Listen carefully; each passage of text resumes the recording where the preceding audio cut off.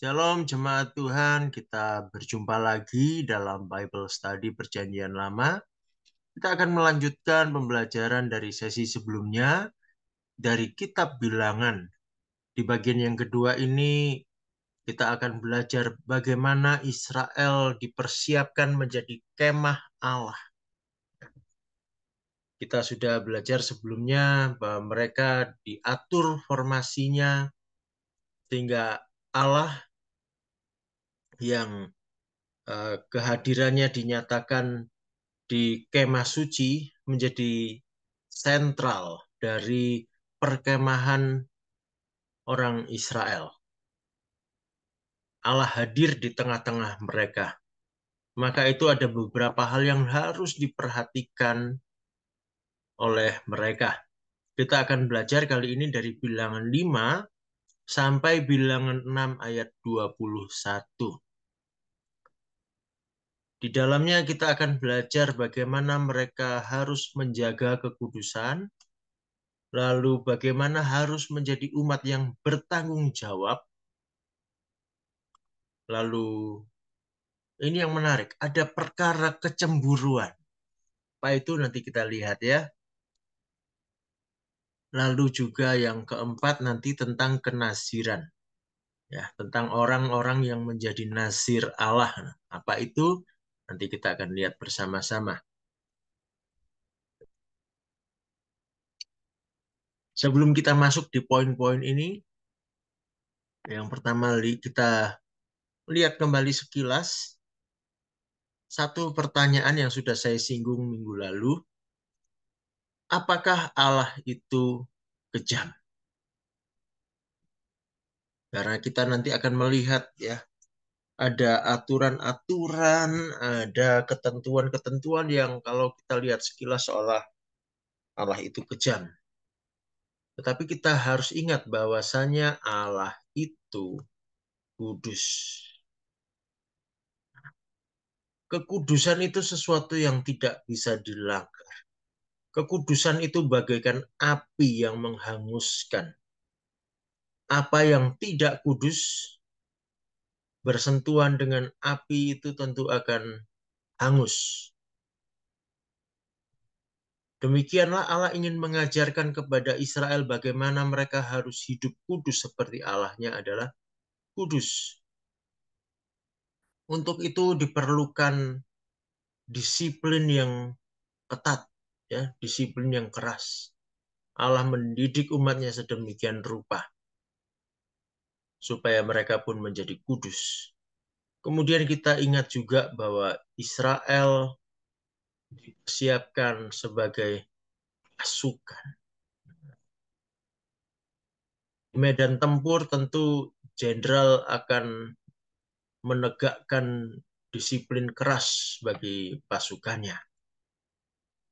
Tidak bisa apa itu? Tidak bisa toleran dengan kesalahan. Aturan harus ditegakkan, harus tegas.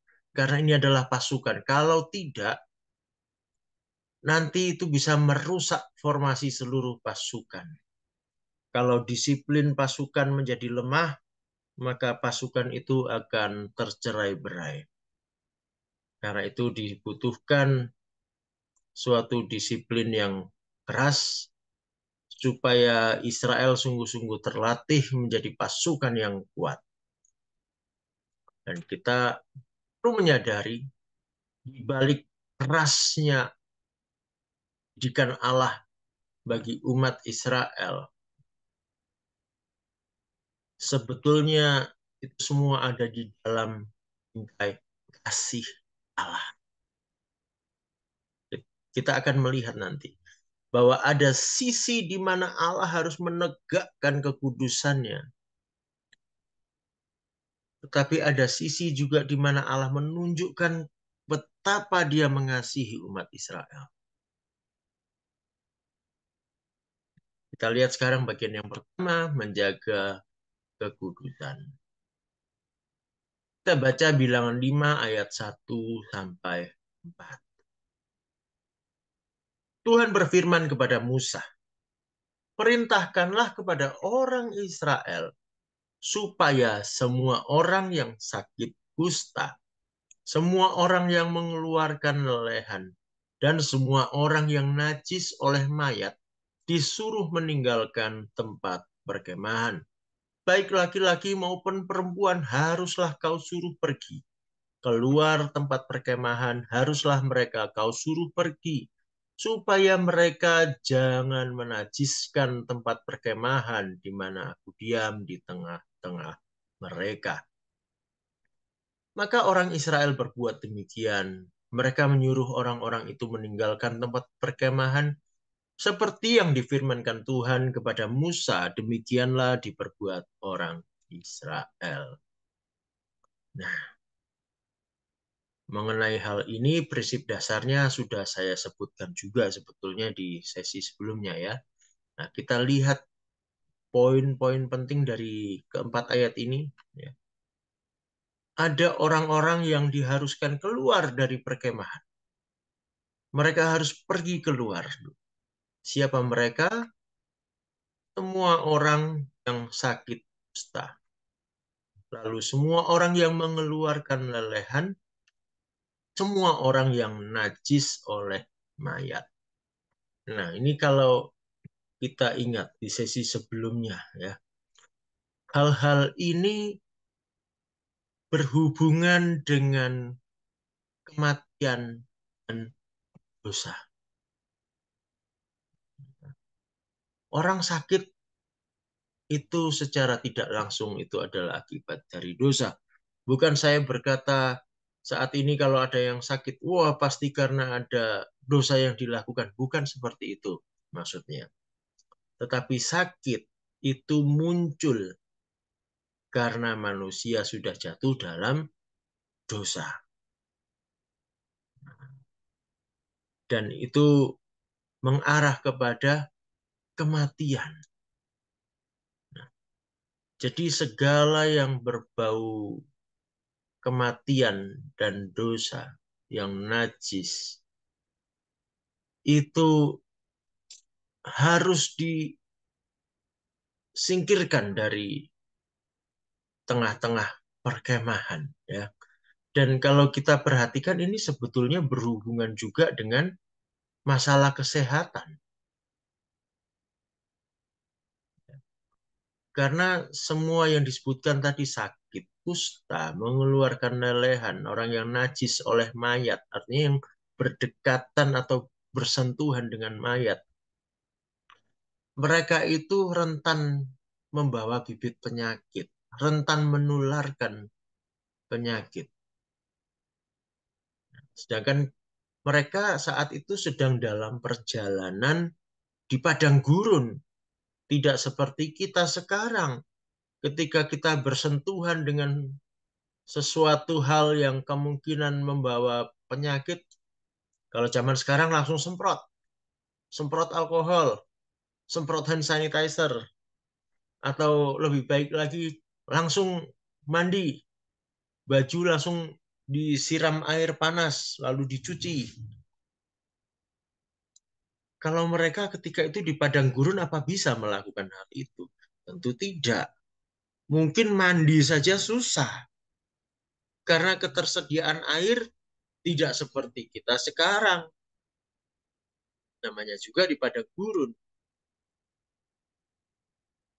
Jadi ini juga adalah sebetulnya bentuk perlindungan Tuhan untuk umatnya.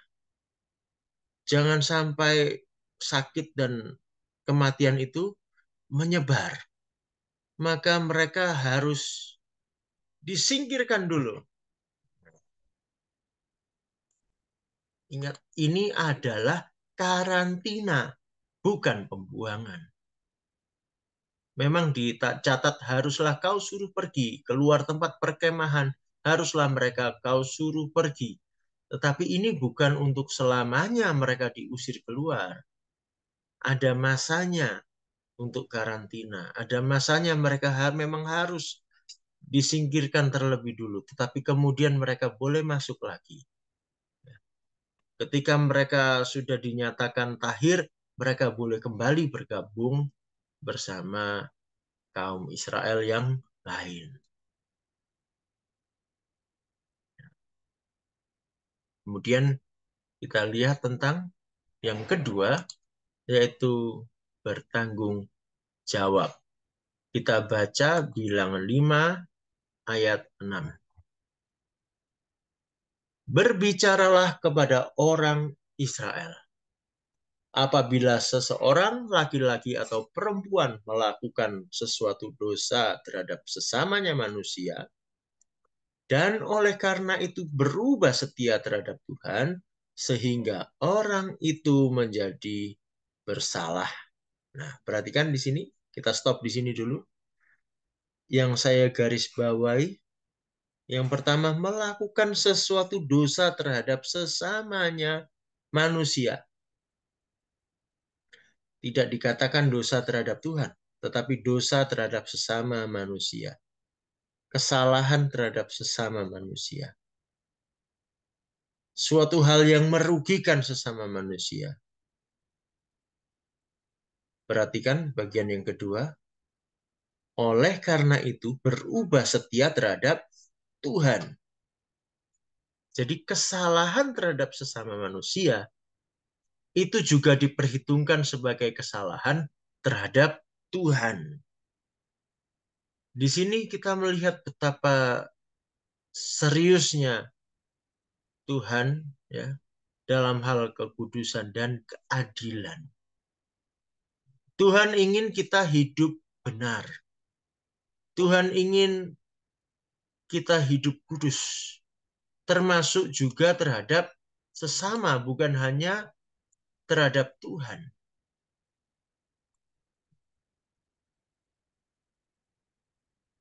Kita lihat di ayat 7 dan 8. Ketika orang melakukan kesalahan, ada konsekuensinya. Ada akibatnya yang harus ditanggung. Bilangan 5 ayat 7 sampai 8. Maka haruslah ia mengakui dosa yang telah dilakukannya itu, kemudian membayar tebusan sepenuhnya dengan menambah 1/5. Lalu menyerahkannya kepada orang terhadap siapa ia bersalah. Ya. Jadi di sini Tuhan mengajarkan harus bertanggung jawab.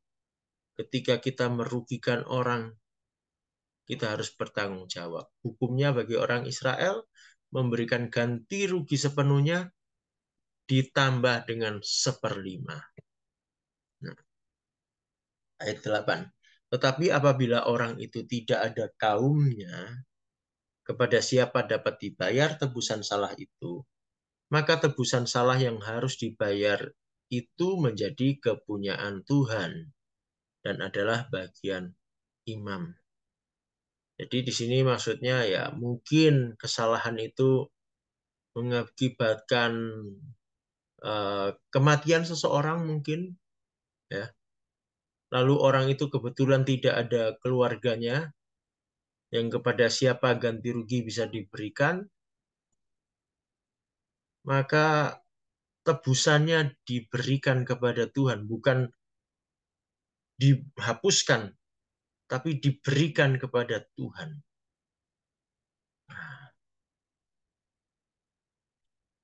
Lalu perhatikan yang saya garis bawahi terakhir, belum terhitung domba jantan pendamaian yang dipakai untuk mengadakan pendamaian bagi orang itu.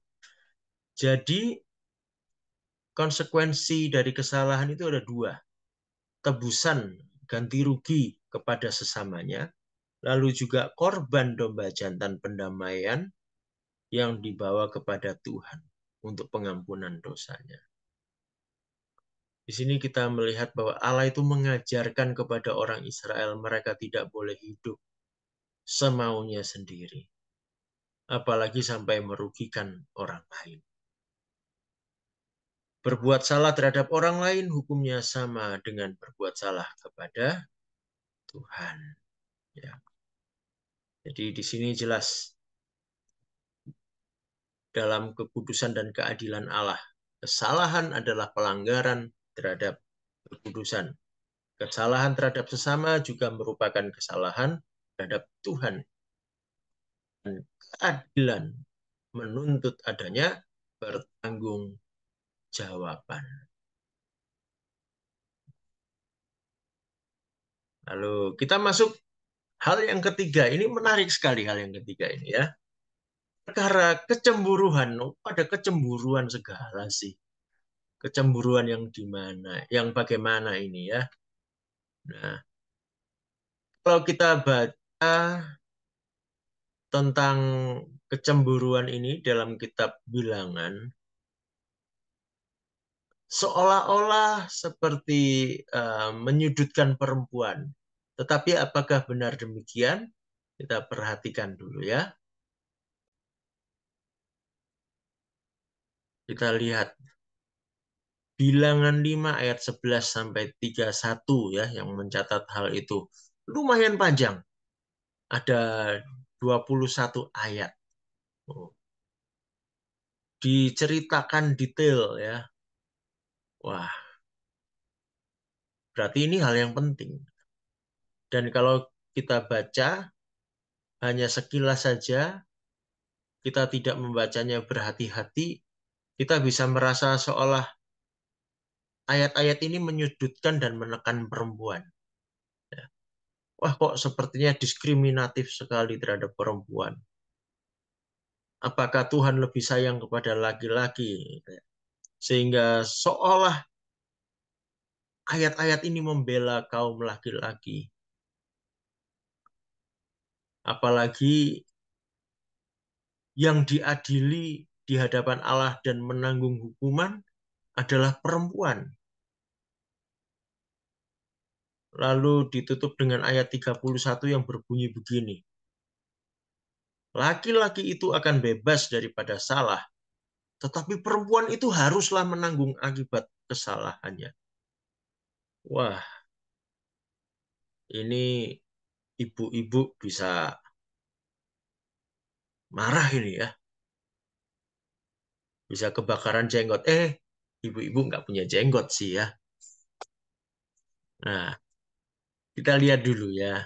Maksudnya seperti apa sih persoalannya? Apakah betul begitu? Apakah betul Allah itu pilih kasih ya antara laki-laki dan perempuan? Kita lihat. Yang pertama maksud dari kecemburuan itu apa sih? Ini persoalan apa gitu ya?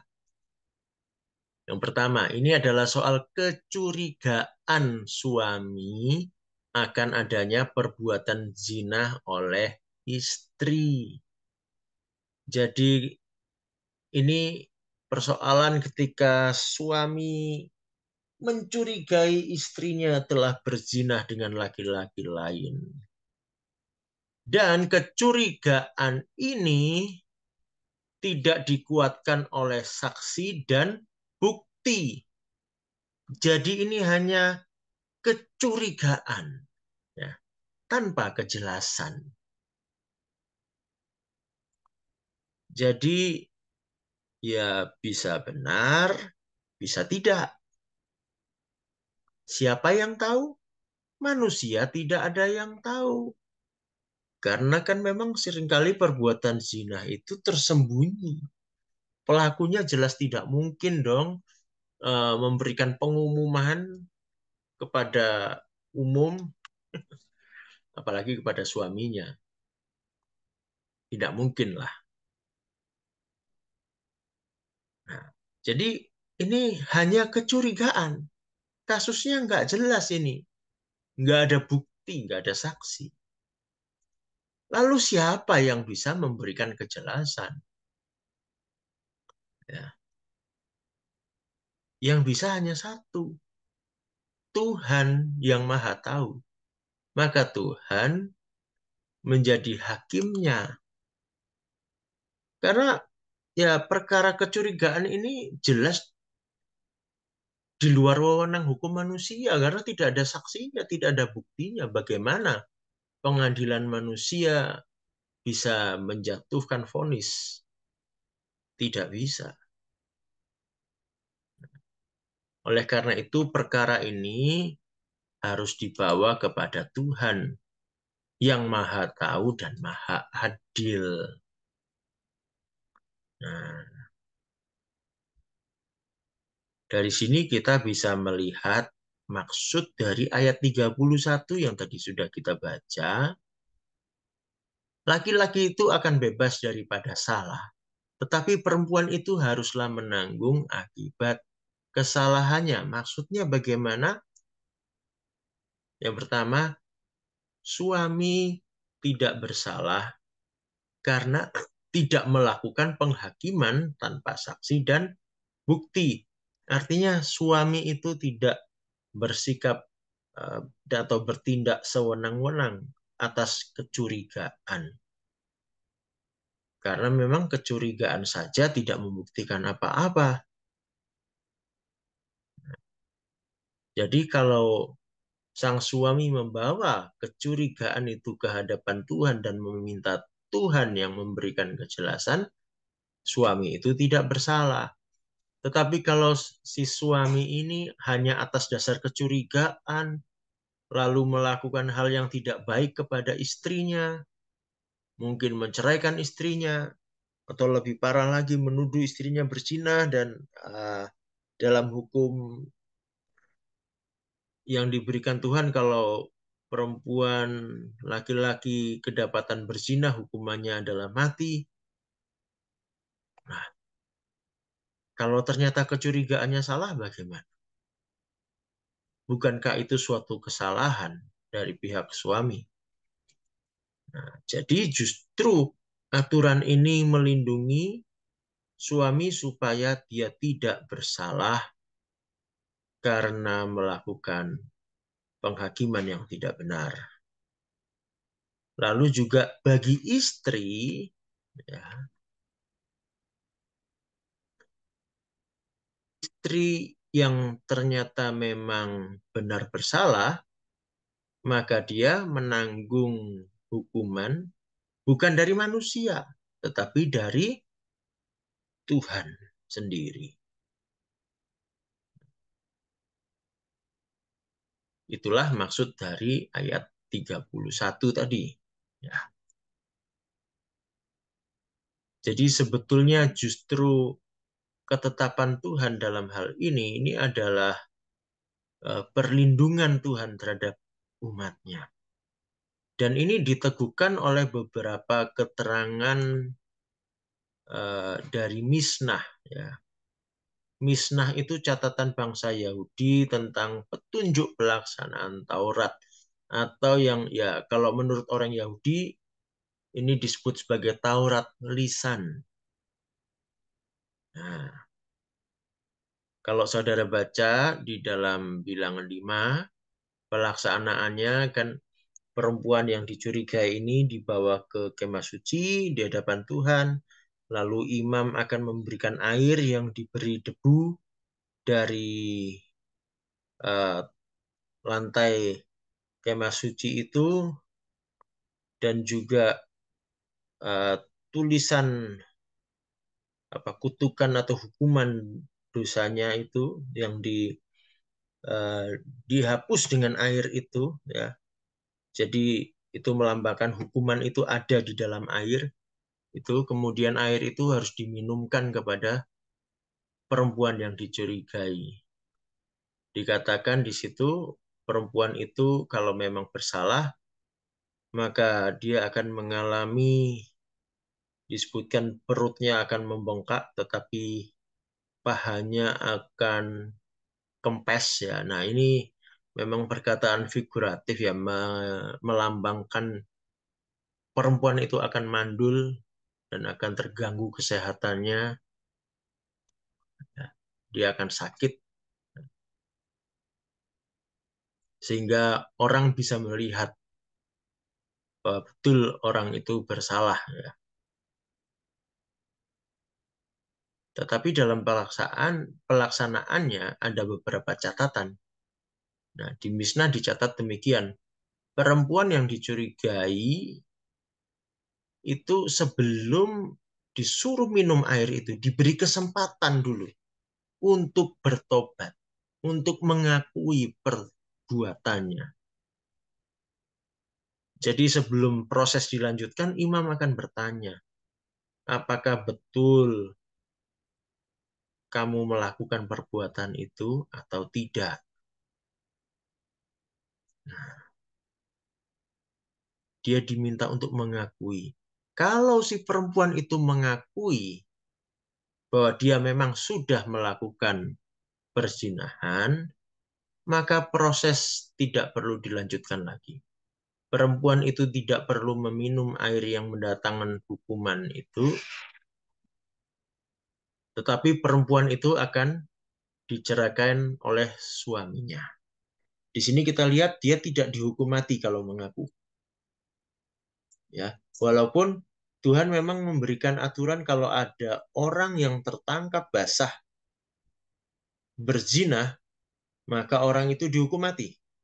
Tetapi dalam hal ini, karena ini tidak berada di bawah kewenangan hukum manusia, ya, maka hukum manusia juga tidak boleh menghukum mati. Jadi dalam kasus ini betul-betul karena Tuhan yang tahu, Tuhan yang memberikan hukuman. Maka kalau perempuan itu mengakui kesalahannya sebelum minum air hukuman yang dibawa oleh imam, maka dia tidak akan dihukum mati, hanya dia diceraikan oleh suaminya.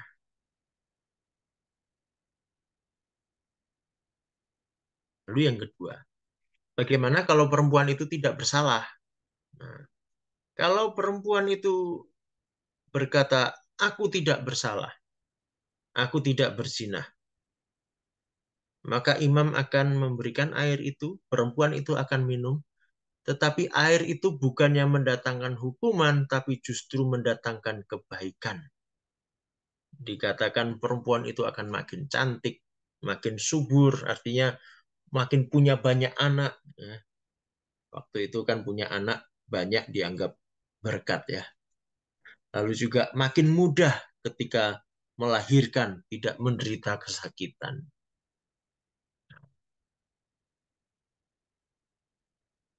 Lalu bagaimana soal laki-laki yang berzina? Kan perempuan itu berzina pasti dengan laki-laki kan?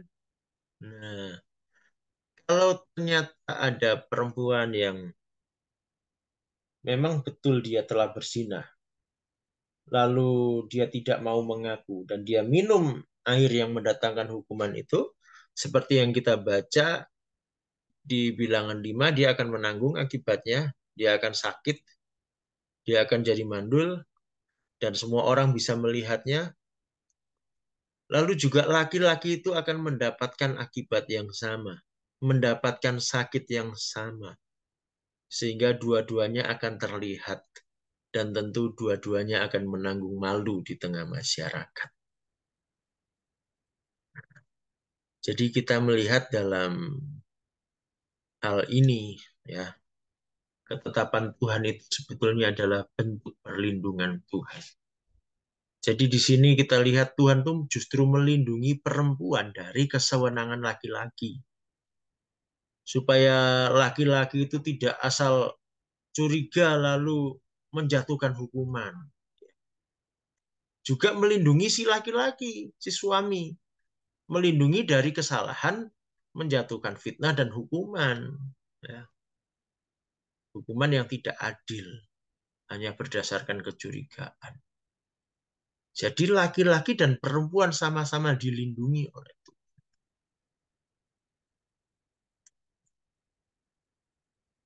Lalu yang keempat tentang kenasiran. Nah, ini yang terakhir ya di sesi ini.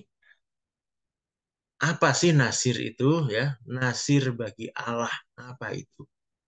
Ini bisa dibaca di bilangan 6 ayat 1 sampai 21 ya, peraturan-peraturannya. Nah, kata nazir dalam bahasa Ibrani tulisannya seperti yang di sebelah kanan itu, artinya itu dikhususkan atau dikonsekrasikan, diserahkan khusus untuk siapa? Untuk Tuhan. Nah, ini biasanya adalah orang-orang yang mengkhususkan diri, ya, mereka bernasar untuk mengkhususkan diri, mengkonsentrasikan diri bagi Tuhan, biasanya untuk melakukan suatu tugas khusus, suatu pekerjaan pelayanan tertentu untuk Tuhan. Nah, Nazir ini digambarkan seperti ranting anggur yang tidak dijarangi. Kalau orang Jawa bilang dirempesi gitu ya. Ranting anggur itu atau juga ranting buah-buahan yang lain biasanya itu supaya berbuah lebat akan dibersihkan dulu. Daun-daunnya dikurangi, bunga-bunganya dipilih yang baik supaya nanti jadi buah-buah yang baik, buahnya yang besar. Nah, tetapi sesuatu yang dikonsekrasikan, dikhususkan, tidak disentuh, dibiarkan bertumbuh secara alamiah. Di sini maksudnya adalah diserahkan, dibiarkan bertumbuh sesuai kehendak Tuhan, tanpa campur tangan manusia. Nah, jadi gambarannya seperti itu. Jadi orang-orang ini dikhususkan. Nah, bagaimana tandanya dia dikhususkan, dibiarkan tumbuh seperti maunya Tuhan untuk suatu tugas tertentu? Nah, kita lihat yang pertama, mereka tidak boleh makan atau minum hasil pohon anggur. Ya, dikatakan semua yang memabukkan tidak boleh. Yang memabukkan ya waktu itu kan wine dari ini ya, hasil fermentasi dari anggur. Maka Tuhan menjaga bukan cuma minumannya saja yang beralkohol itu yang nggak boleh. Jus anggur pun tidak boleh, buahnya pun tidak boleh. Kismis yang adalah anggur kering juga tidak boleh dimakan. Daunnya pun tidak boleh. Pokoknya dilarang memakan apa atau minum apapun yang berasal dari pohon anggur. Lalu tidak boleh rambutnya. Nah, ini ya, seperti ranting anggur yang dibiarkan tumbuh berbuah apa adanya sesuai kehendak Tuhan. Nah, kalau di manusia yang tumbuh kan rambutnya. Rambutnya dibiarkan tumbuh memanjang, tidak boleh dicukur. Lalu juga dia harus menjaga kekudusannya karena dia dikuduskan, dikhususkan bagi Tuhan. Dia tidak boleh berdekatan dengan mayat. Bahkan dikatakan dengan jenazah orang tuanya atau saudaranya sendiri juga tidak boleh. Dia tidak boleh berdekatan dengan itu. Tidak boleh berdekatan dengan kematian. Nah, kalau ingat hal-hal ini, ingat seseorang, terutama soal rambut, ingat Simpson. Nah, ya, Simpson itu adalah seorang nazir. Ya. Bahkan ini nazir yang dipilih oleh Allah sendiri, ditetapkan oleh Allah sendiri, sudah diberitahukan kepada orang tuanya supaya Simpson dipersiapkan sebagai seorang nazir. Ya. Kita tahu ceritanya, Simpson menjadi orang yang perkasa, yang kuat, yang tidak terkalahkan. Tetapi ketika rambutnya dicukur, maka kekuatannya Simpson lenyap. Mengapa begitu? Bilangan 6 ayat 7 bilang, sebab tanda kenaziran bagi Allahnya ada di atas kepalanya. Ya, jadi kalau dulu waktu di sekolah minggu ada yang bingung, loh kenapa? Kok Simpson waktu dicukur rambutnya jadi lemah, jadi nggak kuat lagi? Ya karena ini jawabannya. Rambut itu tanda kenaziran, tanda kekhususannya dia di hadapan Allah. Nah, ketika itu dicukur, maka terputuslah ikatan kekhususannya itu tadi. Maka dalam kasus Simpson juga kekuatan yang dari Allah itu dicabut daripadanya. Nah, tuh. Kesimpulannya sekarang dari beberapa hal ini, dari 4 hal yang kita lihat antara kekudusan dan kasih. Hal-hal yang perlu kita perhatikan, yaitu yang pertama, kekudusan Allah itu tidak bisa dilanggar. Kekudusan adalah perkara yang sangat serius. Nah, ini yang seringkali dalam kehidupan kita rasanya seperti apa ya, seolah-olah jadi ringan. Padahal ini soal yang sangat serius. Seringkali kita mendengar firman Tuhan hanya satu sisi. Oh, kita diampuni. Kalau kita mengaku dosa, kita diampuni. Kita ini diselamatkan karena anugerah. Oh iya, betul. Tetapi ketika kita sudah diselamatkan, kita sudah dikuduskan, kita tidak bisa memandang kekudusan itu sebagai hal yang remeh. Ini soal serius. Jangan dilanggar. Jangan disepelekan.